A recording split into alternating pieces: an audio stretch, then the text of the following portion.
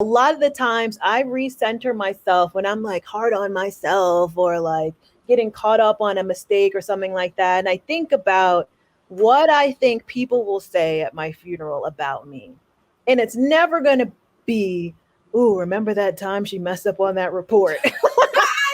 Right. I mean, and it's just like recenter yourself to the contribution that you have around with the people around you, and the whole thing that you are stuck on right now, that you're ripping yourself apart for, is not who you are. You know, it's a failure in, what was it, in performance and what you did in that moment, but you are not a failure. You Oh are my God. a contribution. You are amazing. You are important. You are loved. Don't forget that. Oh my God, you're gonna make me cry.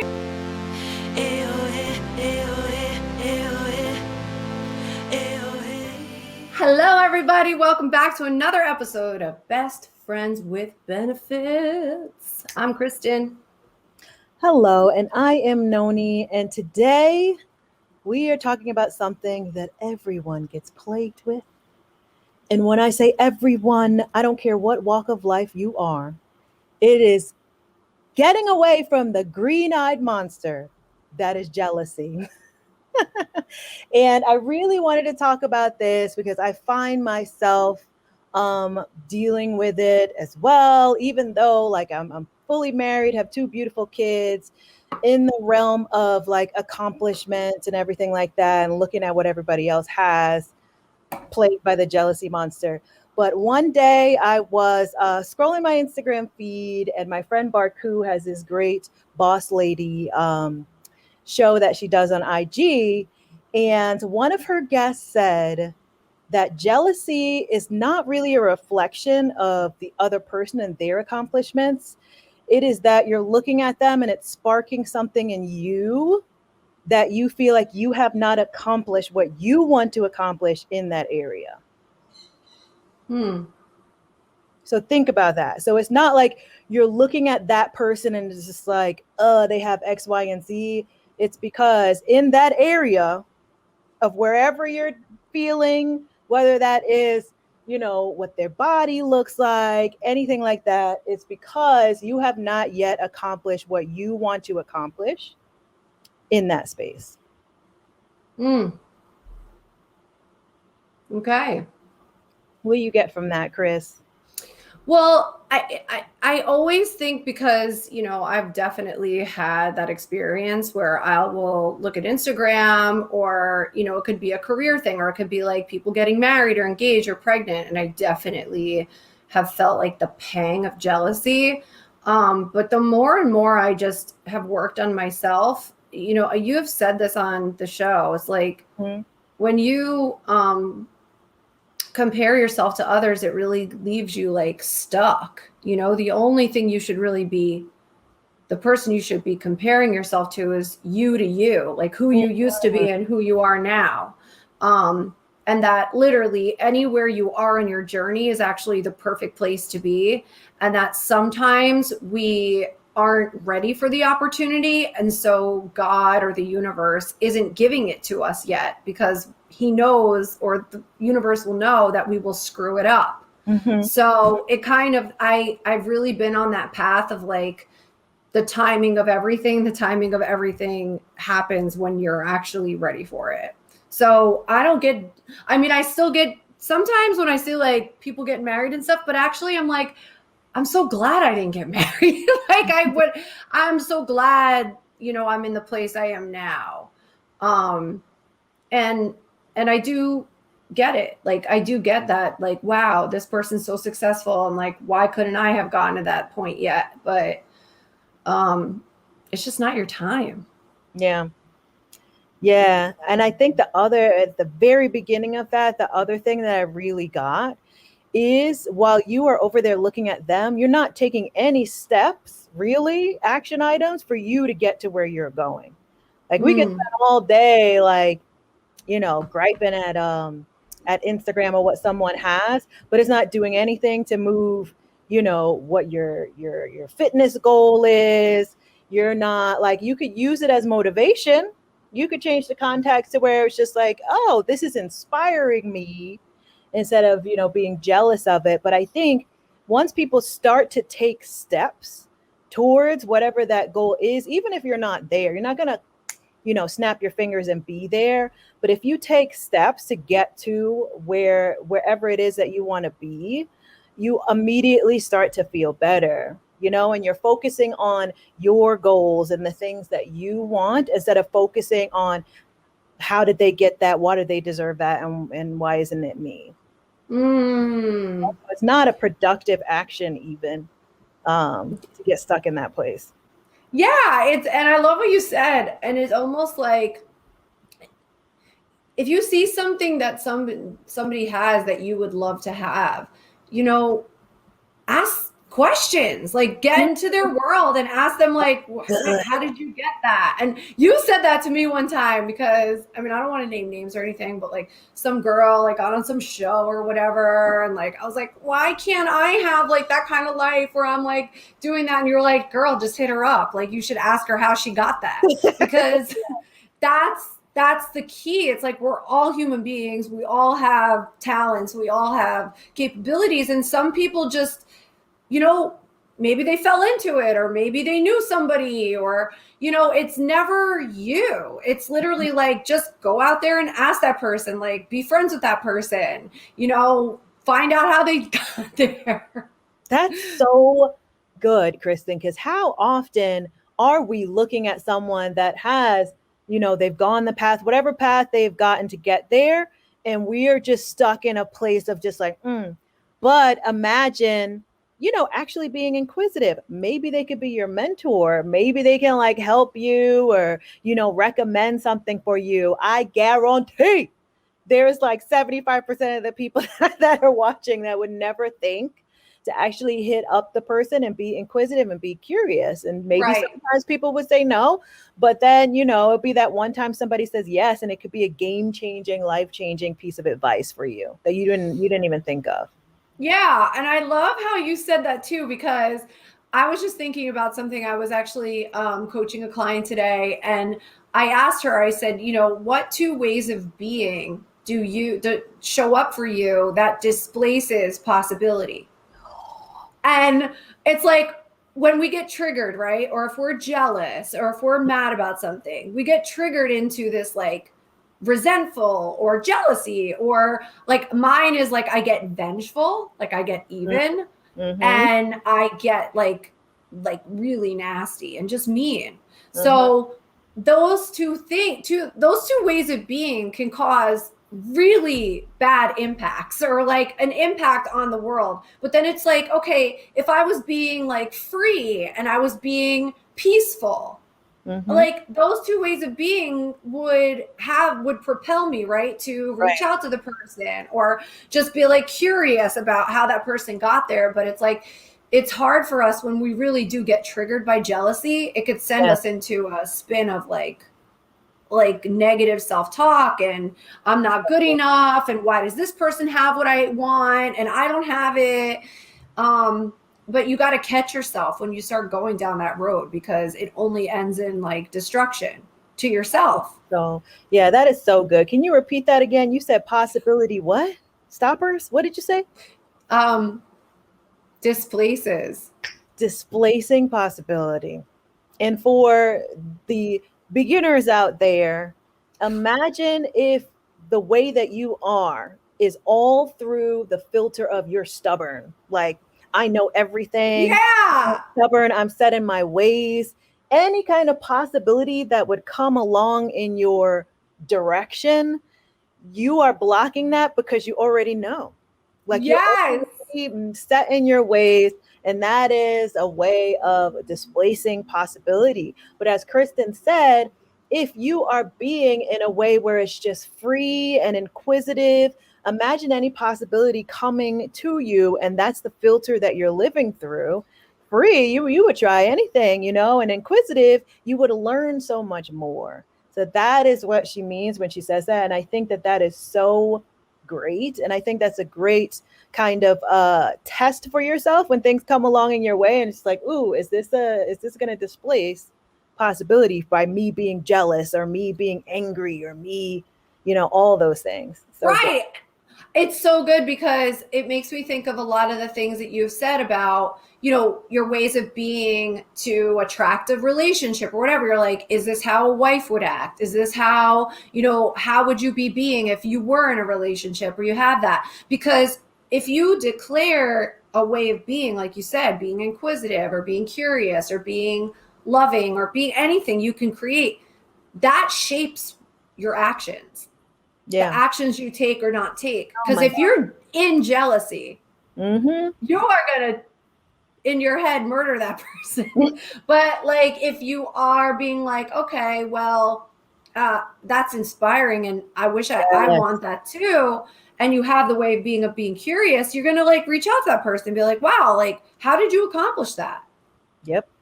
And then you get the keys to the kingdom and the secrets. Well, like, oh, I knew someone, or do you want me to send you their info? Like, I don't know what could Or I come took of the it, but course, or yeah, you never know. And it's just like, hey, can I invite you out I would like to buy you dinner or something like that and pick your yeah, brain, and it's just like, I think people are so afraid of like either rejection or feeling like the other person's going to look at them a certain way at the end of the day. And I share this on my Instagram because I actually, I hosted like for newly graduates, I hosted this wow. Q&A session, and one of the people hit me up on LinkedIn because I talked about, just reach out to people for mentorship.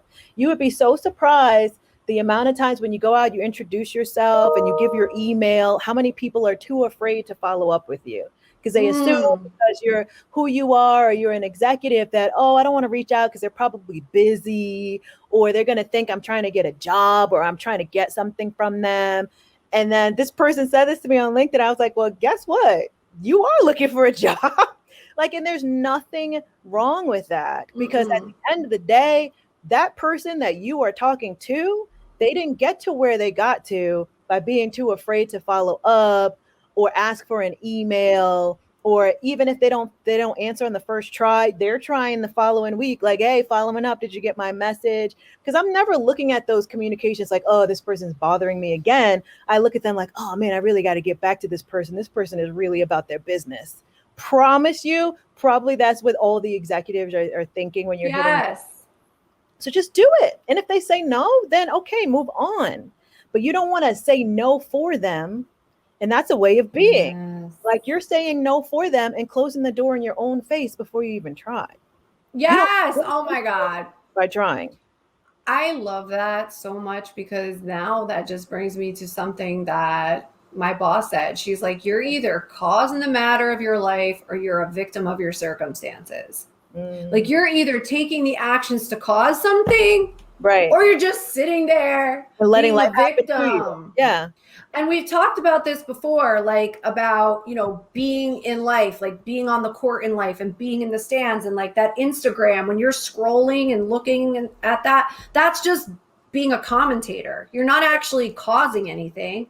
And it's not actually moving the ball forward. It's not doing anything for you to cause your life. Right. Yeah. So if you're just a hater and you're jealous, that's ruining your opportunity to actually get to where that person is. Oh my gosh, that's so true.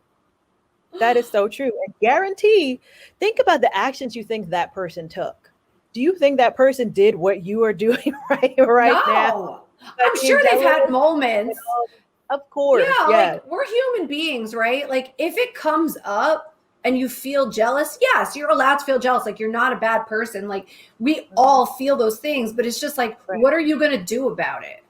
Yeah. Are you going to linger there forever? Or are you going to actually look at that? Sometimes the other thing I can say about curing jealousy is like, start to write down what you're grateful for, what you have, that maybe someone looks at you and is like, oh my God, I wish I could have that. I wish I could be a VP at Essence and have a family and have kids. And, there are people looking at you wishing they had your life. And you've said that to me before too. And so you got to just get present to, wow, I have all my limbs. Like, I can talk, I can hear, I can see. Even the simplest thing, I have a roof over my head, I have clean water. Yeah. Then the jealousy goes away because you're just like, wow, I have people probably that are jealous of me. Exactly. I love the grateful list because it's so easy. I don't care who you are. It's so easy to just focus on something that you don't have or something that you're picking apart that is wrong. And it makes you completely gloss over and miss all the amazing things that you have right in front of you. And I love the grateful list. Everybody for homework, do a grateful list. I gave that to my client today. I'm like, every morning, write down 5 things that you're grateful for every day, every Yeah. morning. Yeah. Especially in the morning, because that's what's going to set your day off. Right. Like on a good foot. Yeah. I love that.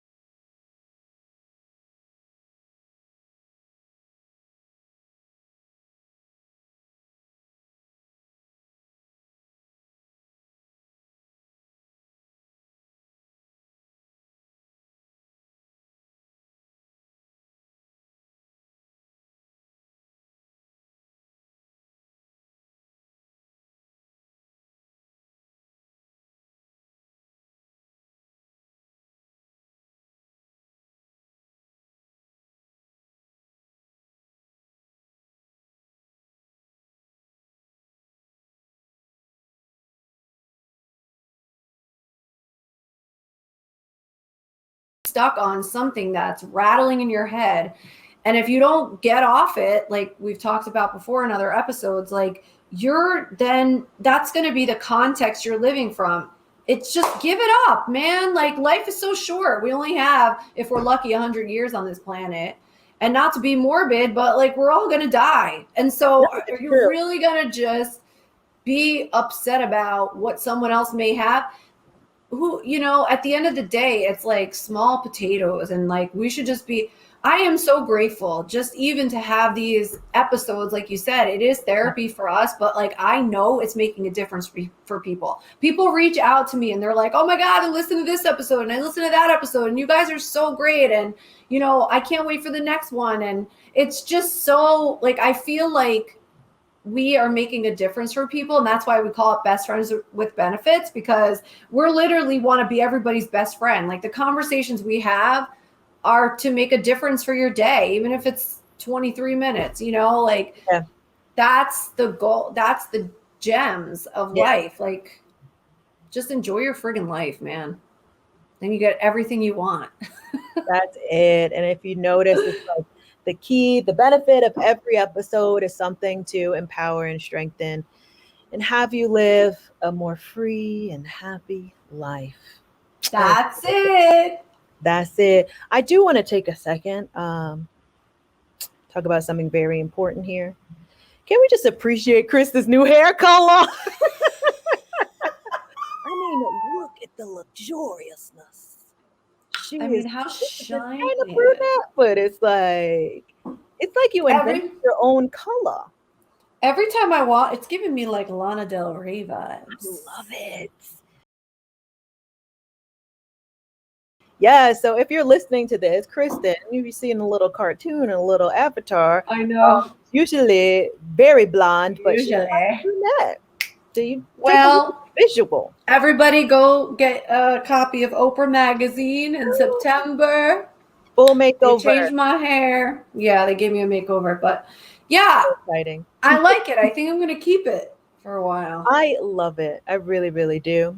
So you guys keep on watching, keep on listening. We love these little pockets of time where we're offering, pouring our hearts out and offering you all these lessons, some of which we learned the hard way ourselves in our decades on this earth. I'm sorry. Just to backtrack on the whole not getting morbid because we're all gonna die someday. Yeah. A lot of the times I recenter myself when I'm like hard on myself or like getting caught up on a mistake or something like that. And I think about what I think people will say at my funeral about me. And it's never going to be, ooh, remember that time she messed up on that report. Right. You know what I mean? And it's just like recenter yourself to the contribution that you have around with the people around you, and the whole thing that you are stuck on right now, that you're ripping yourself apart for, is not who you are. It's a failure in in performance and what you did in that moment, but you are not a failure. You Oh are my God. a contribution. You are amazing. You are important. You are loved. Don't forget that. Oh my God, you're gonna make me cry. I love that. And of course, it reminds me of a quote because somebody said people won't remember what you did, but they will remember how you made them feel. 100%. Something like And that's the that. goal. We're That's here it. for a short time. You're either going to make it a better place or, a worse place. Or be someone that people want to be around. Like, That's a better place. that's Yeah. a better place. Like, be happy, be joyful. Even if you're having a shit day, there's a lot to be grateful for. And we love you. This was fun. Check out that hair. Don't be jealous. Yeah, don't be jealous.